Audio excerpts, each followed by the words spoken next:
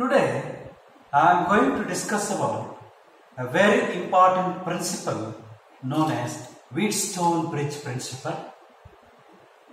I am also going to discuss about a very important device known as meter bridge. And this device, it works on the principle of Wheatstone bridge. As we know that this meter bridge is used for verification of laws of combination of registers, and also it is used to determine the unknown resistance of a given wire. Fine. First, let us discuss about Wheatstone bridge. Here is a Wheatstone bridge network. Here is a Wheatstone bridge network. This network has 4 registers: R1, R2, R3, R4, and all of them are connected in different arms. Why? This R4 register is an unknown register. R3 is a standard one. Fine. B and D are 2 diagonally opposite points. Okay? Across these 2 points, a galvanometer is connected. So this arm is called galvanometer arm. And A and C are again 2 diagonally opposite points. Across these 2 points, a battery of EMF is connected. And this battery is connected through a key. Okay, so this key is used to complete the circuit and to break the circuit. Fine. Here, this battery provides the necessary voltage, and here is a flow of current from the positive terminal of the battery, which is I. And this I current, it splits here at the point A, and it splits into I2 and I1. Okay, this resistor, it draws I1 amount of current. This resistor, it draws I2 amount of current from I.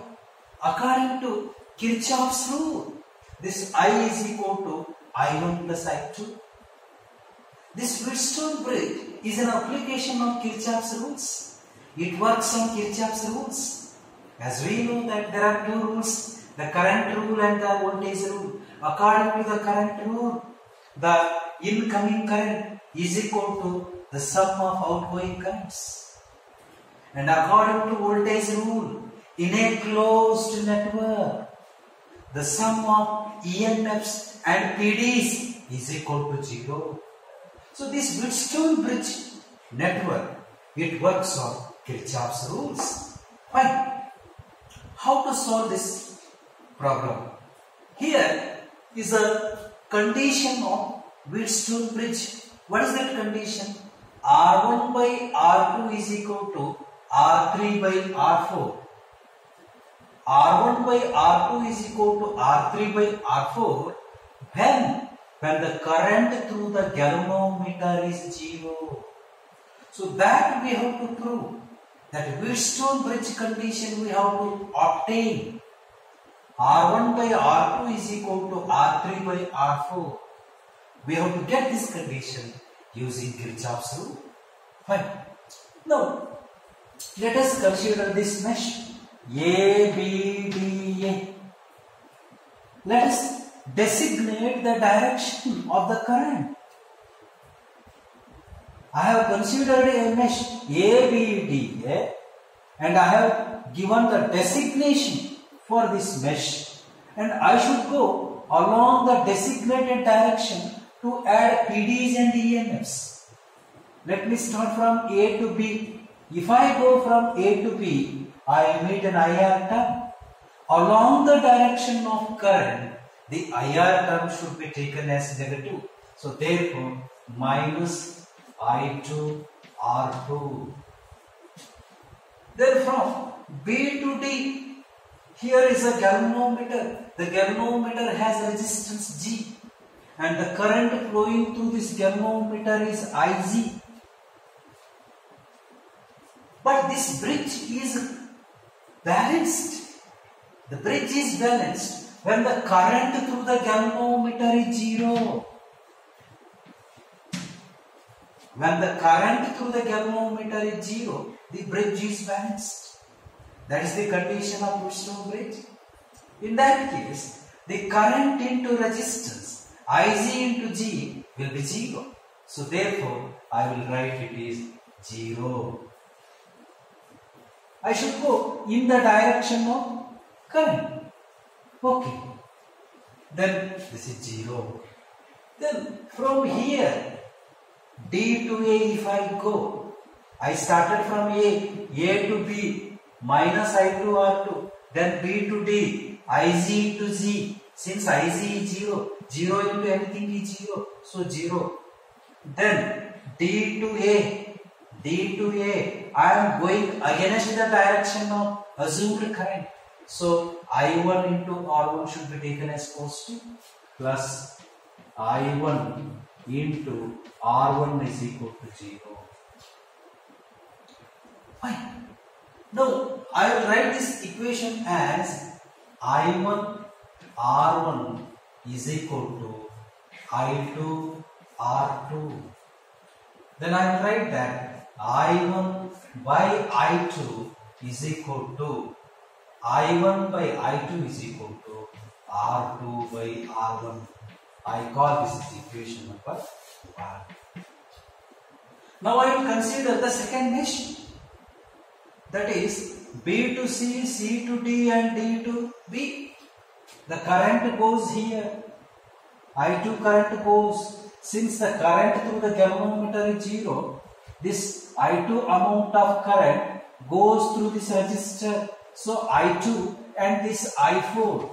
What is this I4? I4, the current flowing through the resistor R4. So this I2 is equal to I4 because there is no flow of current through the galvanometer. Similarly here, I1 amount of current is flowing through R1. Then I3 amount of current flowing through R3. I1 is equal to I3 because no flow of current here. These two are at the same potential. The potential at B is equal to the potential at D. Then there is no flow of current here. So I2 is equal to I4 and I1 is equal to I3. I will write that. I2 is equal to I4 and I1 is equal to I3. I will call this is equation number 2. Now consider this mesh. Go from B to C, C to D, D to B. Start from here, B to C. If you are going in the direction of current, this IR term, this potential difference across R4, that is IR term should be taken as negative. So I will write that minus I4 R4. Then here I am going against the direction of current. So this term should be taken as positive plus I3 R3. Then here 0 is equal to 0. Here when you are going against the direction of current, take positive. When you are going in the direction of current, take negative. Okay, fine. Now I will write this as I3 R3 is equal to I4 R4. I call this is equation number 3. I substitute these values here in equation 3. What I get is where I3 is there, I will write I1. Where I4 is there, I will write I2. This I will call equation number 4. From this I will write that I1 by I2 is equal to R4 by R3. Call this is equation number 5. Now compare equation 1 with equation 5. Equation 1 with equation 5. What we get is I1 by I2, I1 by I2. Left hand sides are same. Then right hand sides R2 by R1 must be equal to R4 by R3. So I will write that R2 by R1 is equal to R4 by R3, R4 by R3. Now you have to find out this unknown resistance. That is R4 is equal to R2 by R1 into R3. So use this formula to find out R4. And this is known as Wheatstone bridge condition. Fine. Based on this Wheatstone bridge condition, meter bridge works. In CBSE, they ask this derivation. Obtain the Wheatstone bridge condition using Kirchhoff's rules for 3 months. Obtain the Wheatstone bridge condition. Derive the Wheatstone bridge condition using Kirchhoff's rules. And this meter bridge, it works on the Wheatstone bridge condition. Yeah. Fine. Why do we call it is meter bridge? Why can't we call it is centimeter bridge or some kilometer bridge? Because the length of this wire used here is 1 meter. These two are L-shaped copper strips having large cross-sectional area.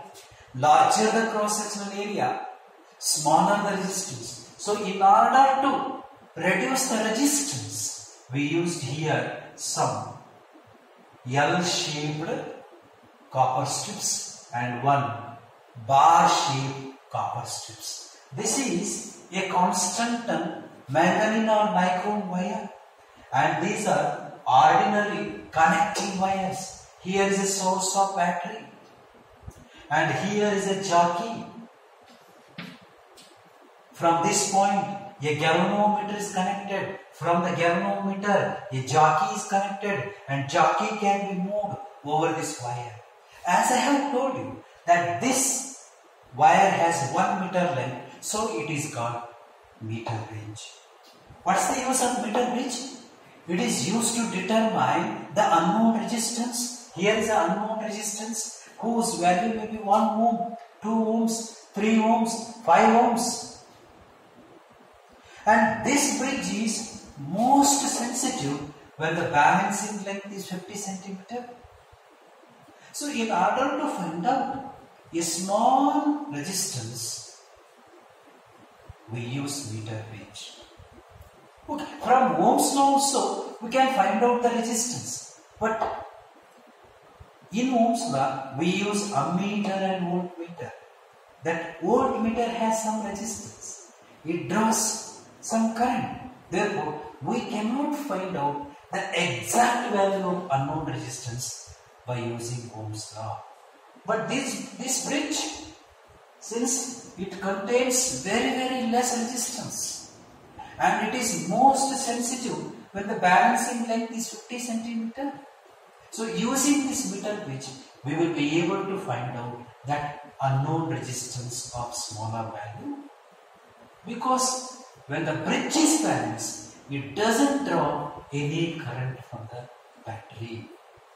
Whereas voltmeter, it draws current from the battery. Therefore, whatever we are finding the resistance of a resistor using Ohm's law, it doesn't give us the correct value. Why? How to solve this meter bridge problem?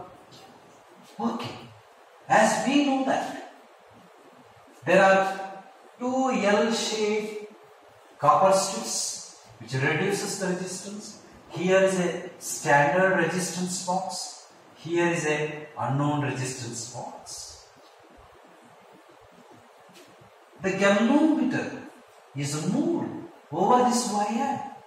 The galvanometer should be moved, should be slided, okay, without without rubbing the wire or without removing the thickness of the wire. You have to just slide the jockey and the wire so that the uniformity of the wire, the thickness of the wire should not be damaged. So slide, just sliding is required. Slide the wire, slide the jockey over the wire till the galvanometer shows zero deflection. You have to move this jockey over the wire till the galvanometer shows zero deflection. When the galvanometer shows zero deflection, then the bridge is balanced. When the bridge is balanced, we use that condition, Wheatstone bridge condition, that is R by S is equal to this L by 100 minus L. Okay, so I write that R by S. What is R? R is the standard resistance. What is S? S is the unknown resistance whose value is to be determined by using this meter bridge. And what is this L? L is the balancing length. What is 100 minus L? 100 minus L is the remaining length. What is this 100? 100 is the length of this wire. 1 meter. 1 meter means 100 centimeter. So the length of this wire is 100 centimeter. And this is balancing length. What is that balancing length? Balancing length is that length at which the galvanometer gives zero deflection. Then R by S, the standard resistance divided by the unknown resistance, is equal to L by 100 minus L.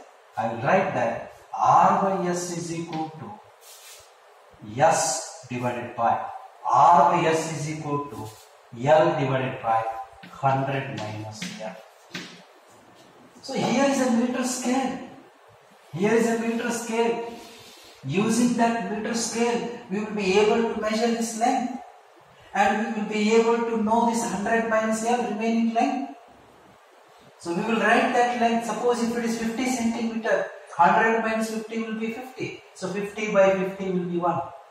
We know how much resistance we have taken from the standard resistance. We know this R. We can easily find out S. So S is equal to R into S is equal to R into 100 minus L divided by L. Remember, this bridge is most sensitive when the balancing length is 50 centimeter. That gives us the correct value, the exact value of this unknown resistance. So this meter bridge is used for three causes. One is to determine the unknown resistance of a small wire. Say for example, you have a 10 centimeter of manganese wire or 10 centimeter of constant wire or 10 centimeter of nichrome wire. You connect that wire here and find out the resistance of that wire. And this meter bridge is used to measure the resistance of smaller values, 1 ohm, 2 ohm, 3 ohms and so on. Fine. So this meter bridge is also used to verify the combination of resistors, that is series combination and parallel combination. In that case, we need to connect here. If two resistors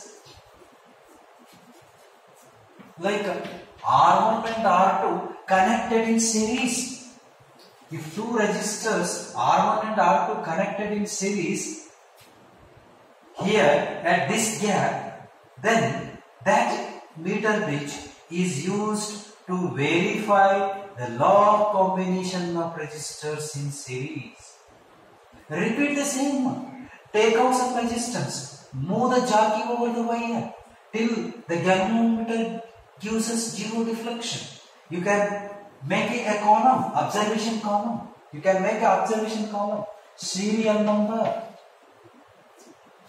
the standard resistance that we have taken. Then the balancing length. Then that 100 minus L, the remaining balancing length.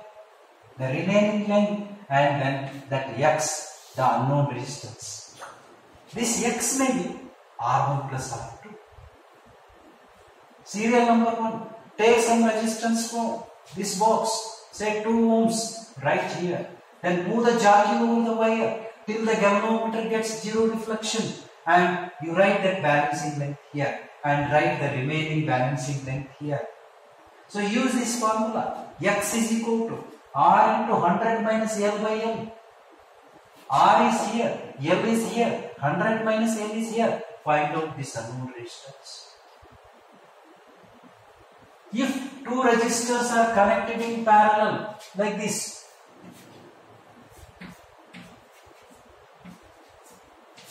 this is R1, this is R2. If 2 resistors are connected in parallel, this combination can be connected here at this gap, and that becomes meter which is used to verify the law of combination of resistors in parallel.